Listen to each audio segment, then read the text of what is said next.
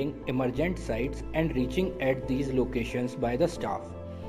In monsoon season, situations becomes even more difficult, causing unwanted detention of the trains. To overcome all these difficulties, need of a faster transportation arrives, and then Mr. Pankaj Soin, Senior DN West Ajmer, came up with an innovative idea of rail bicycle. For manufacturing of this rail bicycle, we used old wheels released from the unserviceable rail cars, an old cycle and two lightweight iron pipes. One wheel was connected to the front part of the cycle and another one was used for balancing purpose.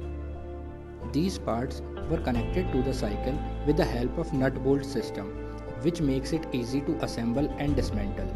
With the help of rail bicycle, our trackman can easily reach to the emergency locations for urgent repairs.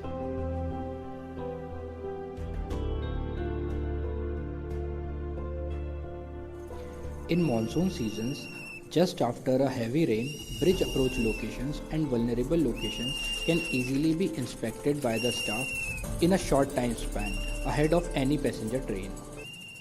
Sometimes, jerk messages are received from loco pilots. With the rail bicycle, our trackman can reach to that site for ensuring safety. Apart from emergency situations, rail bicycle will be very helpful for hot weather patrolling and daily monitoring of the track. Due to spread of the COVID-19, some of the sections in Indian Railways are fully closed for the traffic. In these sections, rail bicycle can be used for patrolling to ensure safety and security in the section. This is a lightweight structure which can easily be lifted by one person only. The total weight of this assembly is only 20 kgs. It can easily be assembled and dismantled by one person. Average speed of this bicycle is 10 kmph and it can reach up to 15 kmph. It can carry two persons maintaining the same speed. This rail bicycle can easily be manufactured in a PWI's workshop at very economical rates. The total cost of the rail bicycle is only Rs 5,000, including the cost of old cycle.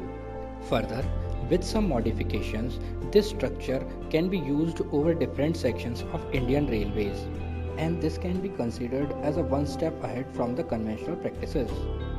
At last, we would like to thank Mr. Pankaj Soin, Senior DN West Ajmer, for his guidance throughout the whole project.